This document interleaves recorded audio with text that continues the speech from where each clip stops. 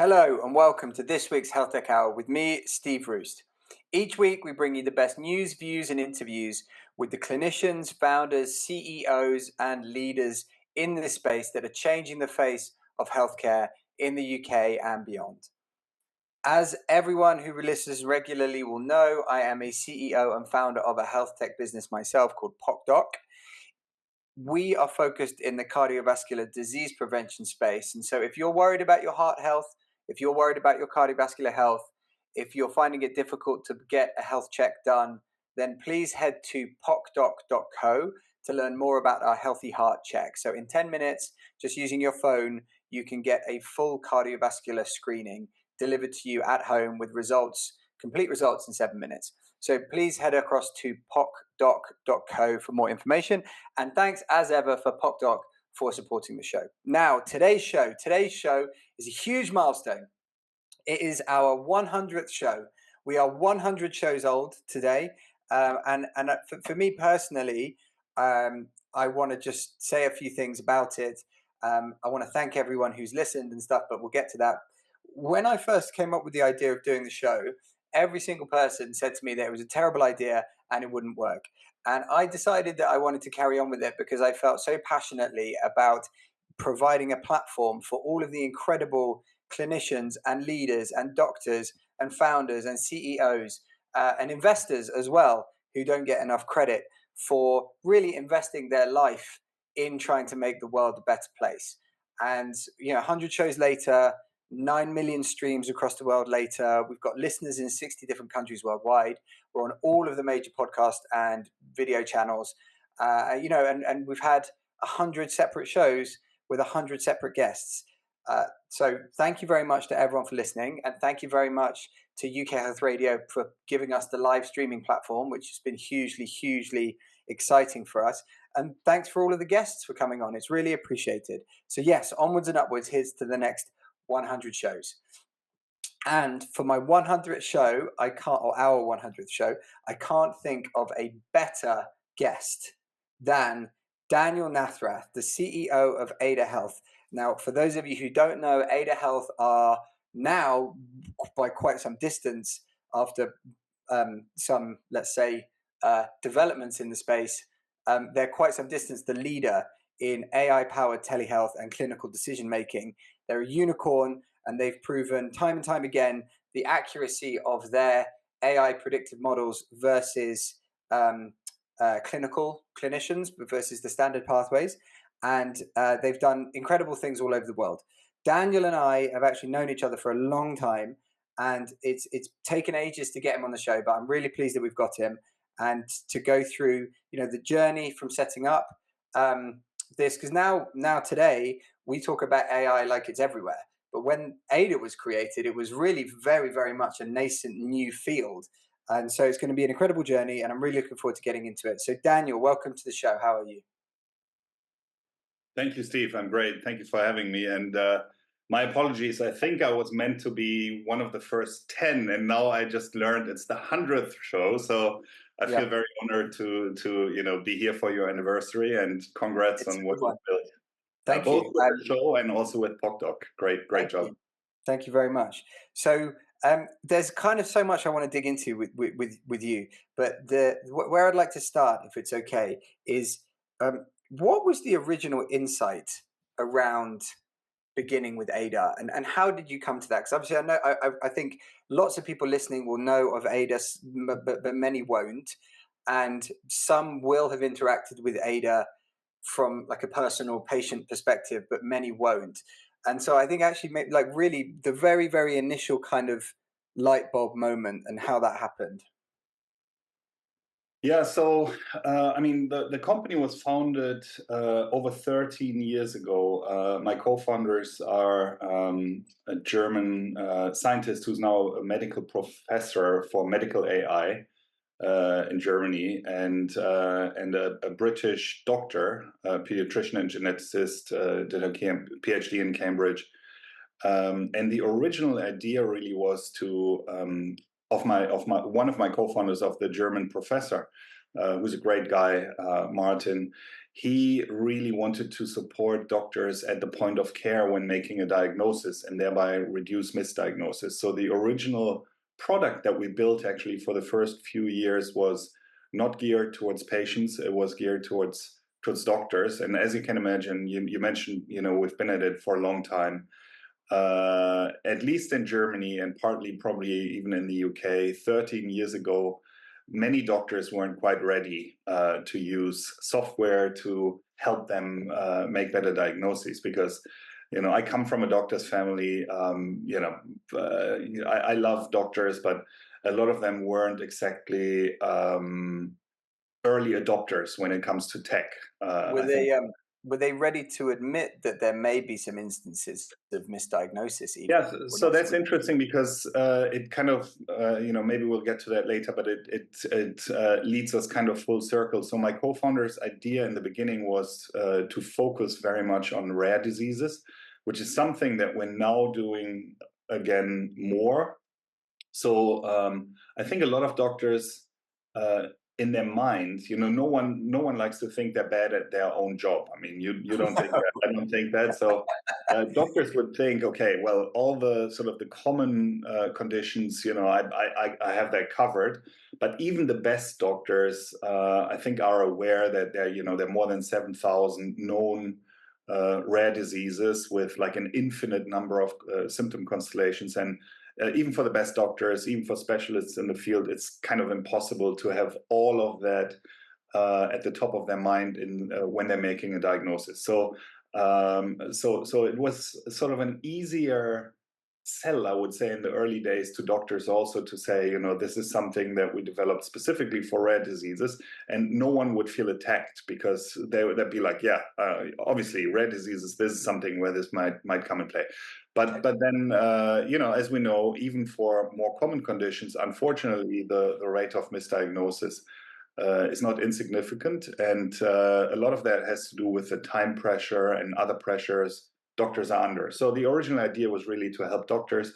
We did that for a few years. We worked with family doctors, GPs, both in the UK and in Germany. We worked with two amazing GP professors who were involved with the Royal College of General Practitioners, and kind of kept iterating our technology, but we didn't really have a lot of users or a lot of people who were actually using our software. And I sort of grew increasingly frustrated with that because, as you know, my background is more in consumer internet, and we Space. actually worked together a long time ago in the e-commerce space. And my mindset was always, I want to see impact. And for me, impact is both how much positive impact can we make for the individual, but also how many people are we reaching. So because if we can scale this, then then we're doing more good and we're making more of an impact. And therefore, even from the early days, I was always pushing to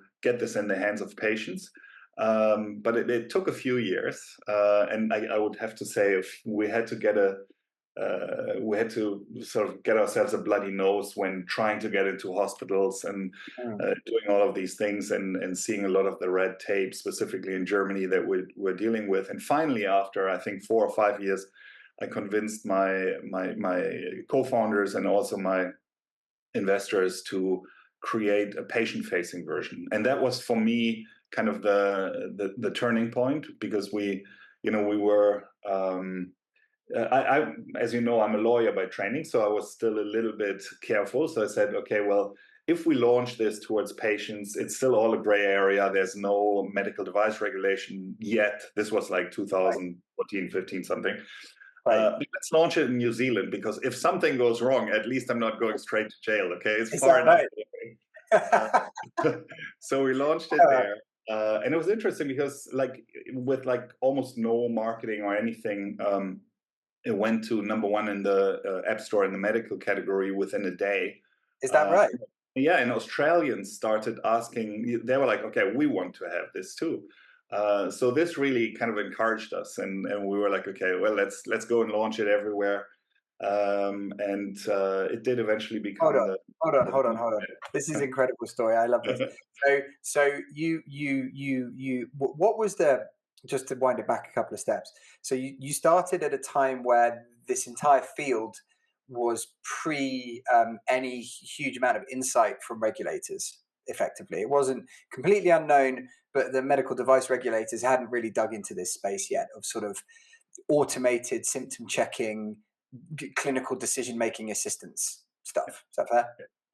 Okay, and so you decided that you would launch the first consumer version of it in New Zealand because Yeah, it was a actually, small contained market. Let's see what happens, and it went to the App Store #1 in a day. yeah, that was in the medical category, which is obviously not the entire app store, but it was the initial feedback we got was extremely positive. And small little anecdote, we had a feedback button, and people could send us their feedback. And the very first feedback we ever got on the day we launched it was that a lady wrote to us and said, I downloaded your app. I will never delete your app again because I had these weird symptoms, and I entered all my symptoms in your app, and your app said I'm pregnant. So I went and I got a pregnancy test, and yes, I'm pregnant. So Oh wow, amazing. that's great. That's the first When Ada. That's the Ada Health baby. The that's Ada Health. the very first Ada Health baby. As you know, I got married to my co-founder Claire, and there are two more Okay. Ada babies. Yeah. So, Okay. So what? So just again to kind of dig into it. So because the how when you first built the company and you were building it to help doctors diagnose things more efficiently, more accurately in whatever disease area. Did you even think of it as artificial intelligence at that point? Or were you just building a tool and how you built it was how you built it? so I definitely thought of it as artificial intelligence, but it was always sort of a slightly semantic discussion that I had with our actual sort of math experts, our reasoning experts, the actual AI people. And they educated me a little bit. I mean, obviously, there's something called but clearly we weren't building AGI, no general artificial intelligence, but the way I looked at it, we were supporting and in places where there wouldn't be a doctor, even to some extent, replacing the task that humans would do in a rather accurate way.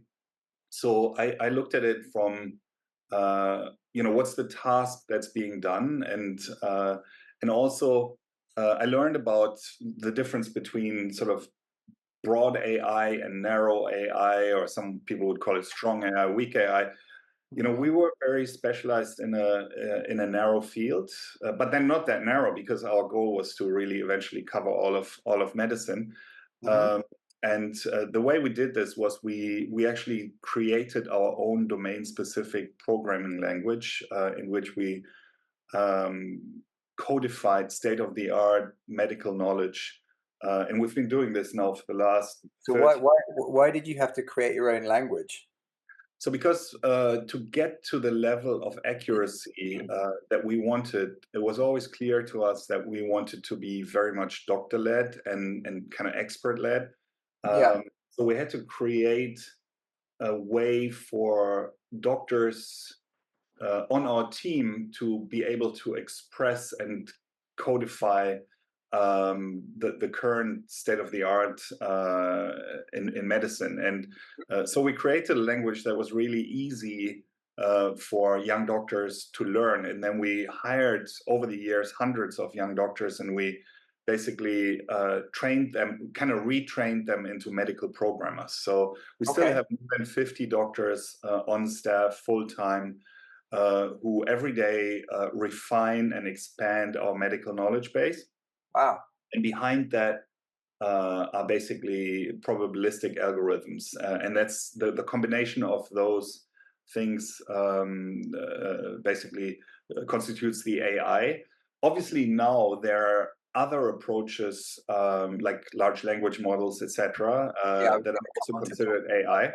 Yeah. And we're working on some of these things, and it's very exciting. But there are pros and cons to the different types of technologies, and we're quite happy with the path we've chosen because it's it's white box, it's explainable, Yeah. um, and Which is and that enables which us. if any regular listeners to the show will know that this is one of the things that obviously PocDoc is not, and we have elements of applied AI that we use in the process. We're not an AI platform in and of itself, but one of the things that's come up consistently when we've had um, leaders and clinicians who are in this area is how is it going to be possible for regulators to deal with black box models?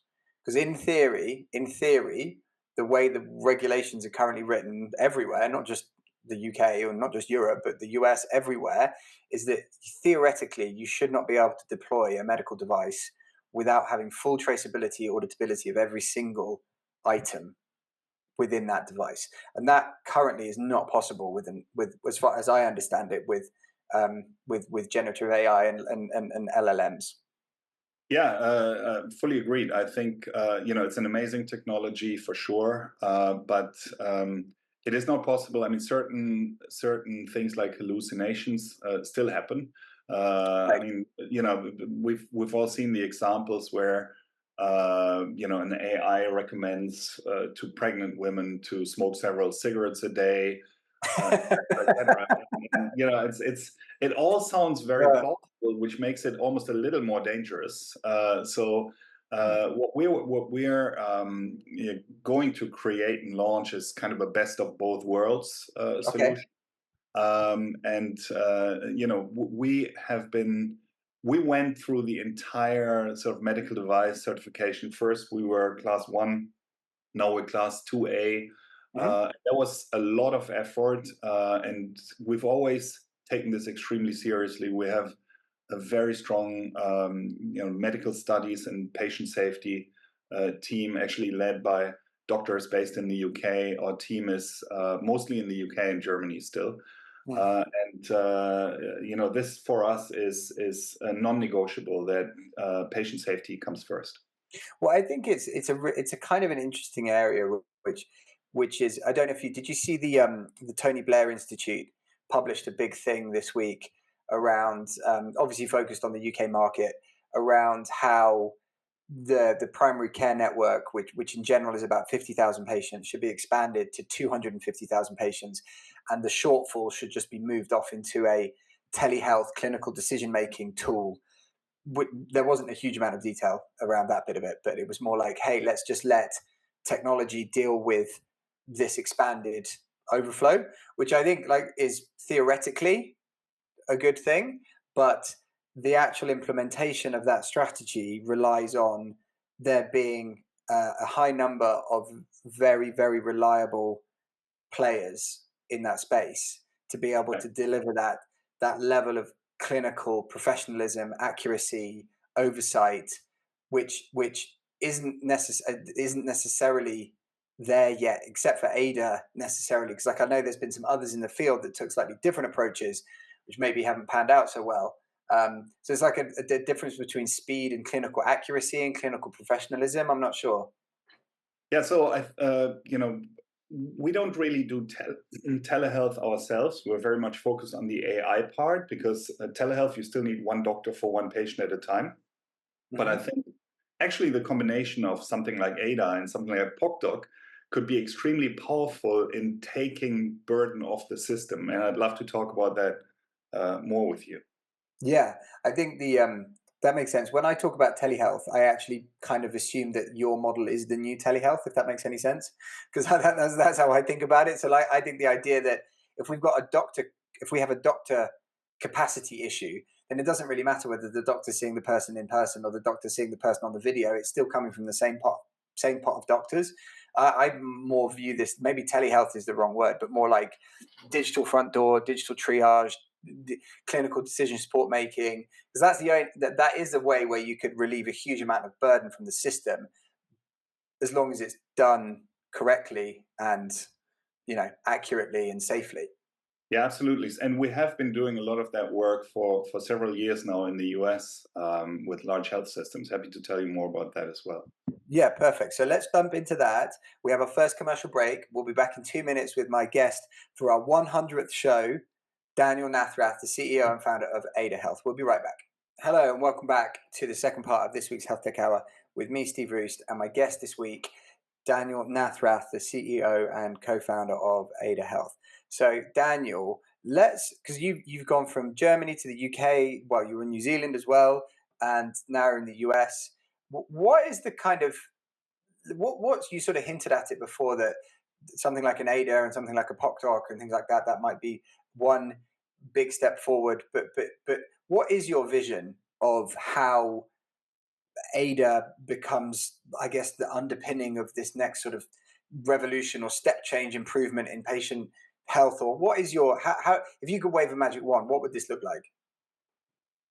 I think if you look at the state of healthcare globally, there's already a shortage of millions and millions of health workers. There are various studies about that. We're still quite fortunate in countries like, like in the UK, like in Germany, like in the US. You still have very qualified doctors and pretty good access, really. I mean, there's always going to be things that can be improved, but there are very large parts of the world where people, might not see a doctor in their entire lifetime because there simply aren't any doctors, or they can't Right. afford a doctor. And so if you think about these situations, if you can suddenly give them something that is comparable in terms of diagnostic accuracy to a Western trained human doctor, and allows them in a very simple and easy to use way, possibly even on a feature phone or a very cheap phone, to get their health questions answered. And then, in theory, if you could then, even if you can't see a doctor, if you then had access to a test to either confirm or invalidate the AI's diagnostic assumption, basically you would end up, if it's a test with very high sensitivity and specificity, you end up with something that's as accurate as a Western trained human doctor's diagnosis. And then at least you know what you have, and you can think about, okay, how can I take action? Obviously, there's a lot of work to still be done there to then build the infrastructure to also help people. But my vision would be that, wherever you are, whether it's in developing countries or in the US or the UK or Germany, that you actually can manage your entire health from, for instance, your smartphone or other connected devices in a really easy manner, where you have kind of a medical brain that's always with you, and that to some extent also passively monitors what's going on with you, and that can detect things, help you detect things and interpret things before the $100 problem becomes the $100,000 problem. Yeah. And I think there's so much still untapped potential with that. In some cases, you will still need to go and see the doctor. So I don't see that as sort of an isolated, standalone tech bro fantasy where you do everything with your phone or Yeah. some connected No device. humans ever. Exactly. So no one wants that. I think, especially if it's something more serious, you want to see a highly skilled human doctor who then can, again, with the help of various technologies, give you a confirmed diagnosis. So I think one thing that we've been working on a lot is sort of on the one hand building this and further improving this vision on the tech side, but then how to link it into the system. So part of Ada's business model is working with existing healthcare systems, and we're very fortunate. For the past few years, we've been working with probably the most highly regarded and most innovative integrated health system in the US. And so if you can really make this whole patient journey really seamless, and you have this medical brain that doesn't only look at symptoms, but that eventually also takes into account lab data, sensor data, Mhm. wearables data, and maybe even at some point a full genome sequencing, which, as you know, is becoming more and more and more affordable. So you could have the full genome sequencing as kind of your baseline, and then you kind of track all the data in the background with no effort to the individual, and you have kind of this this engine monitor that looks at your personal health engine and gives you hints when it's necessary. I think that would be my vision of the future. And then if you do need to see a doctor, then only the distilled part that's relevant to the doctor gets basically handed over to the doctor, so the doctor doesn't need to start from a blank sheet of paper, but knows the relevant parts of your history and a current snapshot of where you are with no effort, saves the doctor's time, again takes burden off the system. If the doctor doesn't have to start taking the patient history and knows nothing about you, if this is already integrated and goes into whatever EHR system they're using, then that helps everyone, because it also prevents information loss between the patient and the doctor. So I think there's so much work to do. Do you think in a market like the US, where the financial incentives are not the same as a country where the system's nationalized, do you think that those financial incentives would still support that type of vision? Yeah, I think from my personal experience, and as you know, You live in the United States now, yeah, don't so you? we moved to the US about 2.5 years ago because most of our partnerships, most of our business is now in North America. And so maybe my view is a little bit biased, but I lived in London for a few years, lived in Berlin for a few years. And trust me, I tried to, try to get innovation both into the NHS and into the world of German health systems and German health insurers. Right. And I probably rather go to the dentist every single day than sort of keep trying to do that. I mean, I'm obviously joking. I would still love to support the NHS, and I would love to support people in Germany to get better access to healthcare. And we're doing some work. We're working with one of Switzerland's largest health insurers. We're working with Portugal's largest health system. But I would say the willingness to implement innovation, B, not stifle innovation by almost sort of too suffocating attempts at regulation, Like and excessive and, bureaucracy. and C, actually pay for innovation.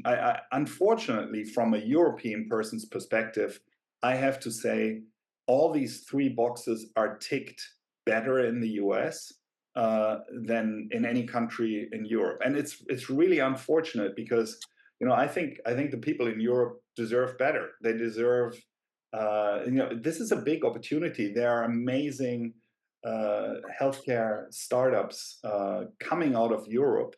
But what I often see is for them to really achieve scale and become successful, they're almost forced to move to the US because, especially in Germany, I can tell you, life as a digital health entrepreneur, they don't make it easy for you. No, and I think that that's a really interesting take on it, which is that basically for all of the strange financial incentives and criticism about the US healthcare system that I guess is visible in the media and sort of the landscape, actually as the entrepreneur, it's the single most accessible, most valuable accelerant for your business in the world as a health tech business, health tech founder. Yeah, and then when you look at the US, it's a huge country, hundreds of millions of people, and but it's like the UK. When I first moved to the UK, I always had the misunderstanding. Okay, it's the NHS, so if I convince the health secretary or someone, then we can bring innovation to the entire country. And then I learned about trusts and AHSNs and all this All stuff. that stuff, yeah. But similarly, in the US, it's obviously much more complicated and fragmented as well. You have regional health systems, you have some for-profit health systems, you have some non-profit health systems. Our sweet spot traditionally, I think, has been where you have an integrated health system, where the healthcare provider is at the same time also the payer. So very similar actually to the NHS. So it should work.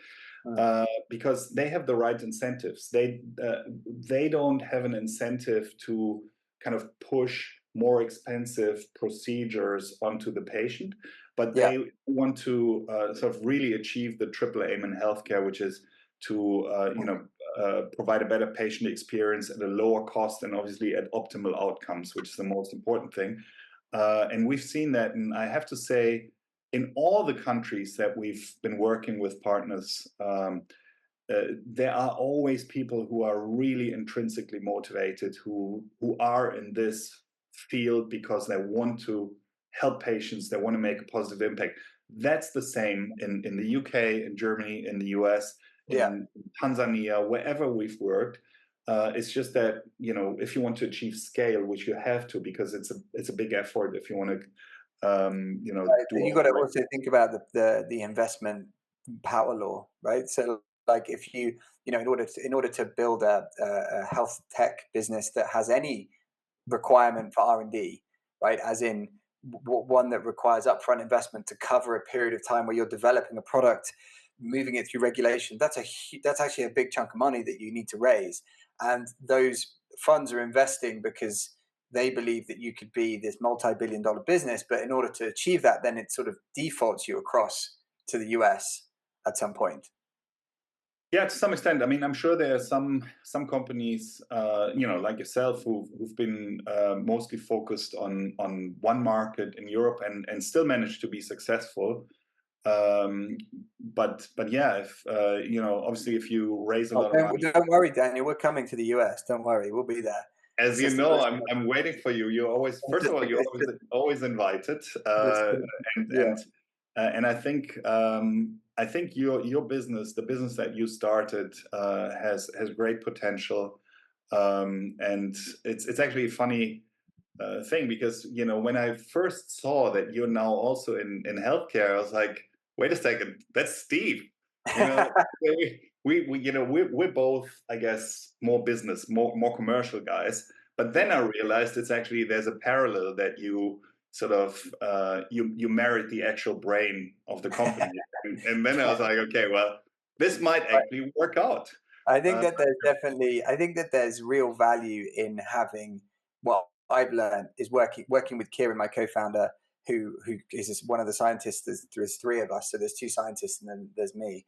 I don't know whether it was the same for you, but the combination made a huge difference, not just in terms of how quickly we could move, because we were actually working. Well, there was always a business person at the table to provide a different point of view. So if if scientists don't have a counterpoint, or if business people don't have a counterpoint, things get very wonky when you're trying to build a health technology business that's actually clinically driven. There are yeah, lots of examples of how an imbalance at the founder level can send a business off down one. I mean, we can talk about a few of them, yeah.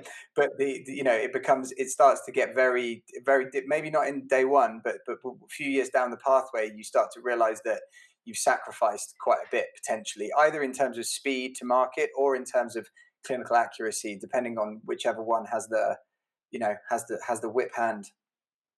100%. I think you, one thing I've learned over the last 13, 14 years is that if you want to build things the right way, and if you want to, um, you know, if you want to hopefully reach a stage where you can make a sustainable impact at scale, then you really need the combination of, in my view, three main things. I mean, you need someone with a medical background, you need the commercial person, and then you also need someone to lead the tech side of things in Yeah, a way where all three, you know, you have three different people who provide three different perspectives. What we've seen is some of the larger tech companies 10, 15 years ago, they were like, okay, we're going to revolutionize healthcare. We're just going to move in. yeah, We're yeah. the tech We're people. gonna build out health. Yeah, exactly. And they were lacking the clinical perspective, and that really didn't work. So, you know, it was hard for me actually in the first few years, because, you know, as you know, I'm a commercial guy. I was like, okay, I want to go make, you know, close partnerships and all of that, Yeah, uh, and we were just building. And I was like, okay, well, what am I meant to do in the right. meantime? You know, I just want Yeah. to. And but it was good, because if you leave the scientists completely to themselves, then they might build the most amazing solution. But if it never reaches anyone, then what's the point, right? So Yeah, exactly. It's like the tree falling in the forest. We have this conversation at PocDoc all the time. So, you know, we are a medical device manufacturer at the very core of what we are. Um, And there's this debate that we have around, well, there's no point something remaining in R&D forever. Yes. You can continue to iterate, you really could forever, but if it doesn't get into production, if it never reaches a patient, then it's pointless. So yeah, so both things are true, and you have to find the sort of the golden ground. in the middle, because the other thing you can't do and you shouldn't do is basically ignore the clinicians and say, I want to move fast and break things and just launch. No, that's If you pointless. do this in, like, let's say in online ticketing, and you ship the wrong ticket, Yeah, people get very emotional, they get they very do. angry, but it doesn't risk their health or their life. But here would be totally irresponsible. You can't just say, okay, YOLO, we're just going to launch this, and if it tells Or someone it's a heart attack, it looks like you have shoulder pain, which is a real example. What happened in some cases, and then you don't want to do that either. But on the other hand, as you say, you can't stay in the lab in the ivory tower forever either. So you have to really find that. But I actually, I don't know about you, but I think that for a clinically driven health business, so there's lots of health businesses that I wouldn't necessarily say are clinically driven. So there's a huge number of businesses sort of, automating patient registration and all that kind of stuff. I wouldn't say they're necessarily clinically driven.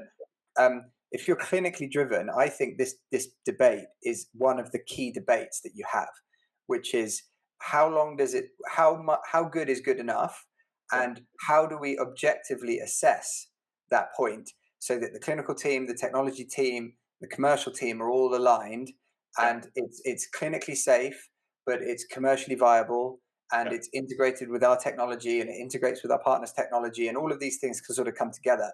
But I think it's a really interesting debate. And as you say, there's loads of examples of where people didn't do that very well. In the telehealth space, Babylon and a whole bunch of other people there, where that didn't really happen. And then subsequently, it turns out that there was misrepresentations made about their technology and all these other things. And actually, then it was clear that debate was not happening. Or if it was probably being stifled in some way, shape, or form. yeah. So yeah, I agree. And but the one point that I finally used to convince my scientist co-founder to launch is that I said, how are you going to learn if you don't launch? Yeah. You need to learn. In the long run, you actually do a better service to the patients if you launch it, because that helps you to iterate it and make it better for the next patient. So that's then how we finally got out. So what I think that touches on, we're going to have to go for our second commercial break now, but that touches on, I think, this idea of how do you create a regulatory environment that that enforces some objective standard of safety, of performance, but recognizes that if you prevent anything from launching, nothing ever gets better. I think that's a really difficult question to answer with the space that you and others are in. I think that's a very, very tricky problem. So I don't know. Why don't we? I'll give you the break to come up with your response. So we'll go for a 2-minute break, and then we'll be right back with the final part of this week's show with Daniel Nathrath, CEO of Ada Health. We'll be right back. Hello, and welcome back to the final part of this week's show with me, Steve Roest, and my guest this week, Daniel Nathrath, the CEO and co-founder of Ada Health. So Daniel, just before the break, I posed you a thorny question about how do regulators create an environment that doesn't prevent innovations from launching in this space, but also and iterating, but also maintains an objective level of patient safety. Yeah, I think what we're seeing are slightly different approaches depending on the geography you're from. Like in our space, for instance, I'm a lawyer by training, and the law almost necessarily always trails behind when it comes to innovation. I mean, lawyers they see, okay, what's going on. For a while, they don't understand it because most lawyers are Luddites. And then after a while, they're like, okay, well, maybe we should regulate this. And I'm sure it's done with good intentions. But so in our space, what happened is we launched our app I got invited by the mayor of Berlin at the time to like a private dinner, and it was like so great. We have like a healthcare startup, and the same day I got a letter in the mail from the administration under the mayor, obviously unbeknownst to the mayor, imposing a fine on me for launching an app without sort of asking them first. Oh, wow. And so I was personally, I was ordered to pay, I can't remember, like 10,000 or 20,000 fine Wow. as director of the company. So I wrote to the mayor and I said, you got to be kidding me. I'm not coming to your dinner because we're trying to do something good here. And basically you guys are sort of trying to stifle this. Yeah. So, this is just an anecdote, but I would say, in our space, the FDA in the US basically looked at this and they said, we're going to practice something called enforcement discretion. We're watching. We want to make sure. Basically, we look at this space. We will still come after you if we feel like patients are being harmed, Mm. uh, but we're letting you innovate. We're watching, That's and amazing. That's a very what's the word? Pragmatic yes, approach. yeah, and in Europe, what happened is basically the lawmakers in the EU decided they were going to use a very similar approach that they had when it came to medical devices that are actually hardware, and they were going to apply it to software. Which I Yeah. understand because that's what they know, and they were like, okay. But then, of course, a lot of things don't really fit. Like No. something that works for hardware won't work like that for software. And so, as we were going for this Class 2A certification for about, I think it was like a year and a half, we couldn't launch any new features because you're ordered to freeze, and you can't do Yeah. anything new. Uh, Yeah. and and at the same time, we were trying to work globally with partners, and they said, "Can you do this and can you do that?" And we're like, "Well, yes, we Amazing. can, but we're not allowed to because we were told we have to freeze everything." Have they changed that? Because that's the classic design freeze, which works well, kind of, when it's a hardware Yeah, product, but even then it's not great. But you can sort of, for some kind of iterative, self-learning, developing software, it makes no sense. yeah, I agree. And then, of course, if you look at other geographies in Asia, I don't know exactly what the regulation is, but it's certainly not. You don't get the same level of IP protection that you would have in Europe and in the US. So No. it's a slightly uneven playing field. And now it gets more interesting because you have the medical device regulation, but since the EU likes to regulate, Yep. now you have the AI regulation, and that's Oh, going to be there's a whole that's a separate thing. whole so that's a whole separate thing. Oh, wow. And in some cases, some of these rules are actually contradictory to some extent. So Oh you my God. you Really? under medical device regulation and under data protection rules, you're like so under data protection rules, I think you're required to delete certain data after a certain amount of time. Mhm. But under medical device post-market surveillance You're not rules, allowed to, you're yeah. not allowed to delete it. No. And then you have the AI regulation. So it's all done with good intention, and I think it's important to protect consumers from snake oil salesmen and all this. So I understand the reasoning behind it, but as a European who's spent time in both geographies, I would encourage European regulators um, to be vigilant, but to also be careful not to stifle innovation too much. I think it's really dangerous. Well, it's dangerous on both sides if you get it wrong either way. But I think one of the biggest risks here, and I would say this because I'm an entrepreneur in the space, but so take that for what it's read. Obviously, I have my own bias, but if you can if there's the US is already the most valuable healthcare market from a financial basis. It already is. And it's already the most accessible, and it's already the most well funded and well capitalized, and so on and so forth. And if Europe continues to become a harder place to navigate from a regulatory perspective, on top of all of that, it will ultimately harm patients in Europe because it will restrict the amount of innovation that happens massively. It will throttle it massively. and it will basically be left to already established gigantic businesses that that move slowly and don't really launch new stuff and don't really do new stuff.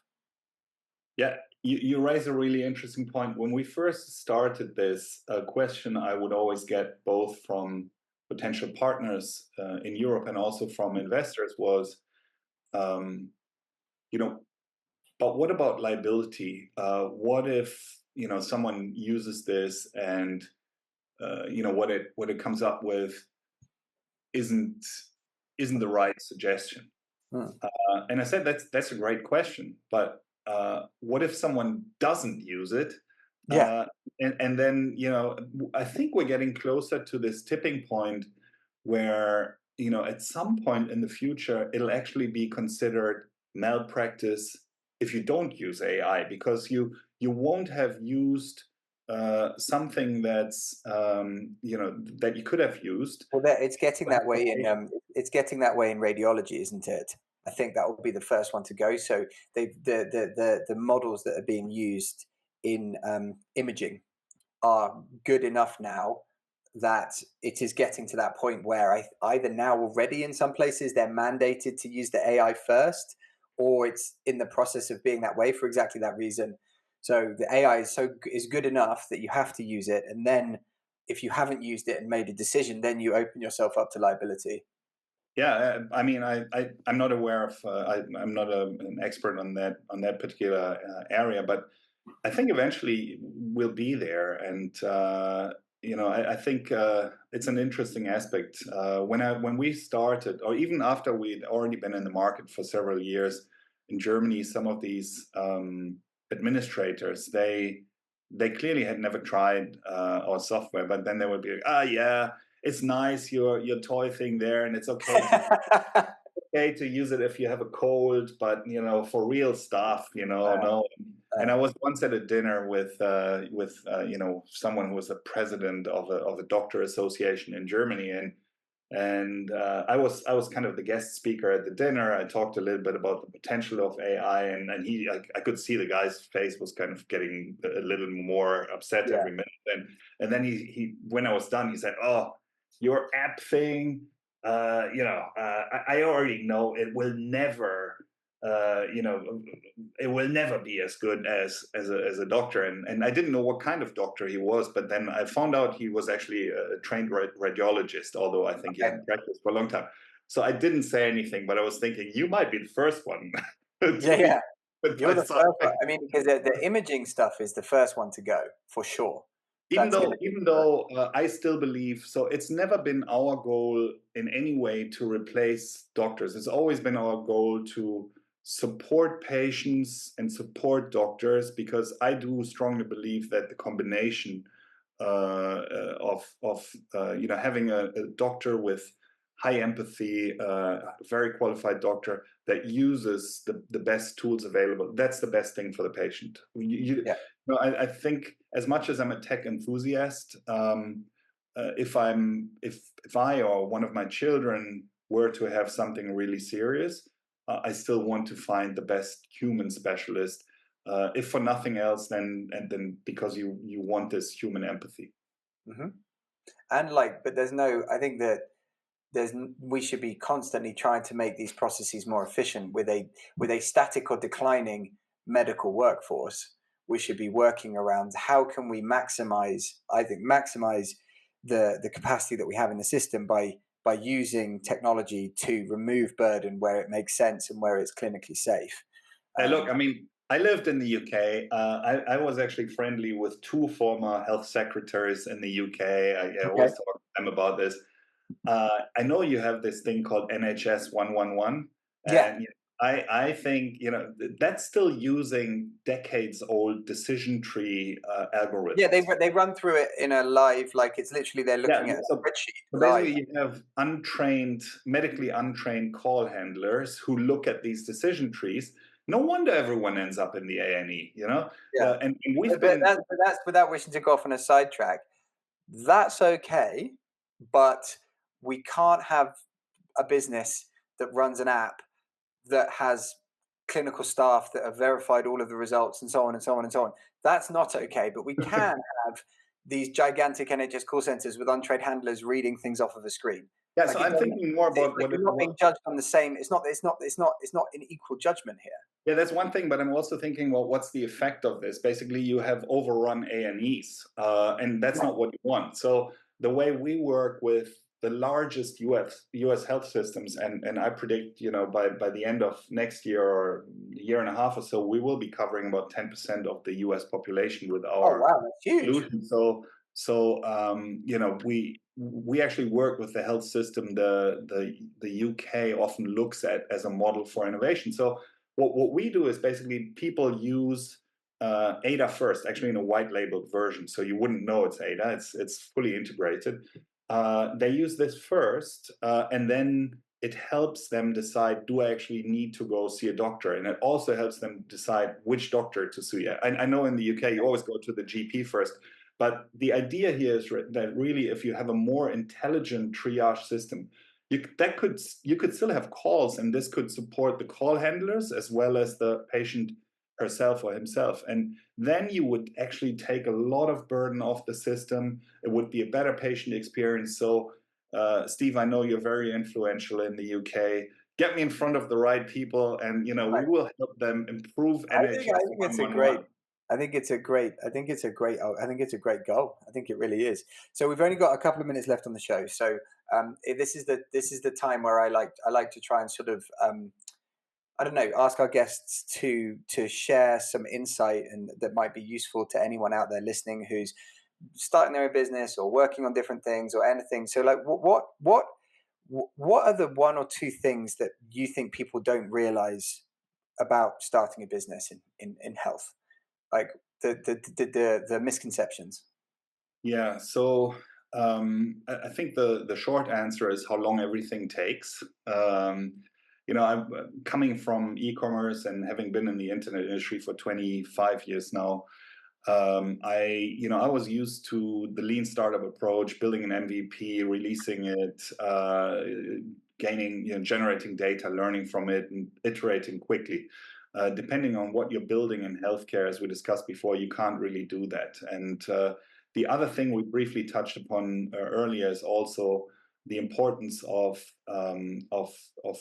having the clinician perspective. My wife Claire, who is a UK trained doctor and our chief medical officer, she started this initiative in the UK. She founded it, called Doctorpreneurs, which is still I didn't around. know that. That's still a big thing. I didn't know Yeah, she yeah. found So that. she started it. She eventually handed it over to some friends who are sort of managing the day to day. But uh, Amazing. and I think uh, you want, if you're a business person, you want that medical person with you, because it's much more complex than you would have thought. It's more complex than quickly setting up an e-commerce shop to sell pizza or something. Yeah, And it's a higher responsibility, but it's also much more rewarding, because every day you wake up, you're working for something with a purpose, and that's why I never regretted doing this. perfect. What a great way to end the show, our 100th show. So, Daniel, thank you very much for coming on the show. And thanks to everyone for listening. We'll be back again next week. Thank you. Thank you, Steve.